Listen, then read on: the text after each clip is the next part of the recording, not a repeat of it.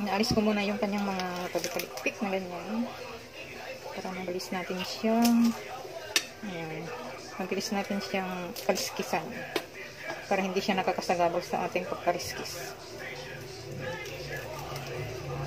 Siyempre kung wala naman kayong ganito, di guntingin nyo na lang, pwede naman mga lods. So yun guys, ginagamitan ko siya ng mainit na tubig para mabilis alisin yung kanyang kaliskis. Lalong-lalo na guys, yung mga malalaking isda na ang hirap alisin ng kaliskis. Hindi naman po yan hindi naman po, siyempre patay na rin naman. Alisin lang natin lagyan lang natin ng mainit. Buhusan lang natin ng mainit na tubig. Mabilis maalis yung kanyang kaliskis, lalo na kung yung mga malalaking isda. Malalaki ang kaliskis, mahirap alisin, kaya gamitan ng mainit na tubig. Hindi ko kasi pinapalinisan sa labas ito guys, kasi gusto ko buhay na iuwi ko siya. So ako na lang maglilinis para maipakain ako sa mga galang pusa, yung mga kanyang mga hasang. Siyempre sasalain natin yung kanyang kaliskis para madali lang natin linisan. So yun, pagkatapos ko yun, siyempre alisin ko na, hugasan ko muna para maalis lahat yung kanyang, para maramdaman ko kung ano pang meron dyan. Siyempre nakakaano yan guys. Pag mga amang kakain guys, hindi pwedeng kailangan talagang pinuhin mo yan, talagang isa-isahin mo na ganyan ang para maramdaman mo kung may mga mga loads na may mga natira-tira pang mga mga scale. Hindi pwedeng basta-basta na lang na mo guys, lalo na kung maarte ang ating mga employer. Kailangan talaga linisan mo yan ng maigi guys, isa-isahin mo yan na kasi may mga amo talaga guys na tapos saka paulit mamaya lilinisan yung kanyang pag alis ko na yung kanyang mga kaliskis. So diba, ang bilis-bilis lang alisin guys. So paisi-isi ka lang, hindi mo na kailangan mamersa ng kamay. Ganun lang yun mga rodis.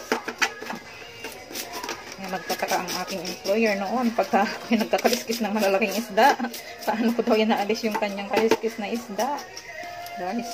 Diba yung malalaking isda na may kaliskis ang hirap alisin.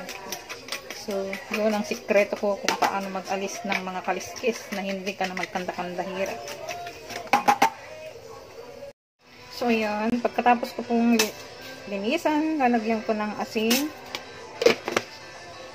Lalagyan natin ng asin at saka vinegar. Yung pagbalnawan natin sa ating isda para mamatay lahat ang kanyang dugo at saka yung kanyang lansa mga lodis. So ayan, inaano ko lang po yung ganyan bago ko siya lutuin or basta nalinisan na po natin siya ng maigi. Nabalnawan na natin. Diba? O yan. Dami pang dugo yan. Diba mga lods? Ayan. Dami pang dugo. Ngayon. Yan. Kita mo, patay na yung kanyang dugo. Saka yung dulas ng guys, wala na siya. Naalis na yung dulas at saka lansa niyan. Kasi ganyan talaga yung pang dress up natin sa mga seafood, sa mga isda, sa mga karne guys, para maalis yung kanilang lasa. Ito kasi fresh na binili ko, kaya talagang nakikita nyo naman na red talaga siya guys. So, ayan, patay na yung kanyang dugo ng lods.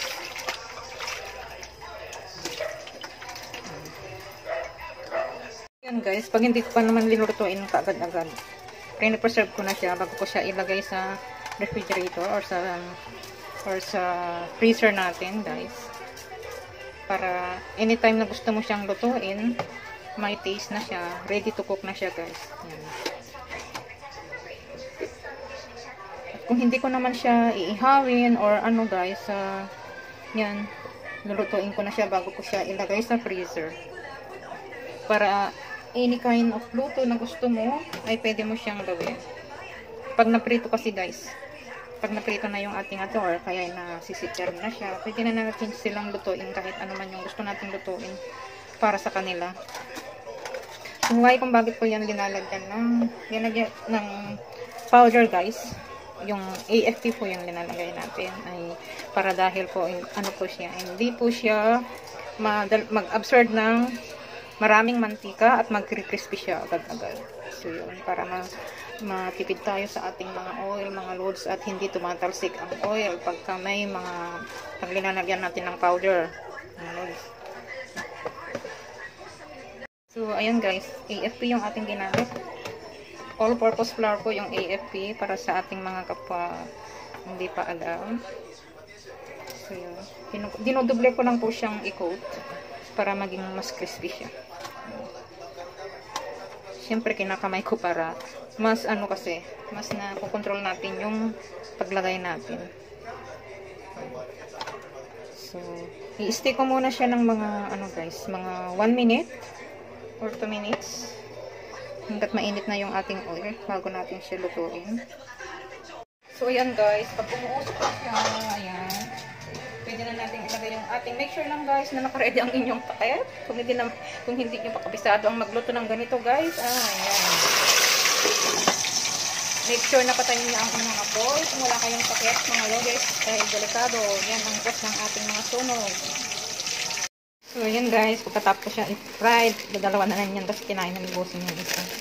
Ayan, isa-isay natin siyang ibalot para hindi siya magdikit-dikit pag kailangan natin, kung ano nang kailangan natin mga lods, pag inamis natin sa freezer. So, bali, ayan, ilalagay, ito yung burger ng, soup ng burger, mga lods, yan. Mas maganda sana yung, yung plastic ng hotdog. Para mas maano siya, mas sakto-sakto yung kanyang size. Ito lang yung aking available, kaya ito na lang muna yung aking gagamitin. Tapos ilalagay ko siya sa tubig. Ang storage natin, yung ziplock.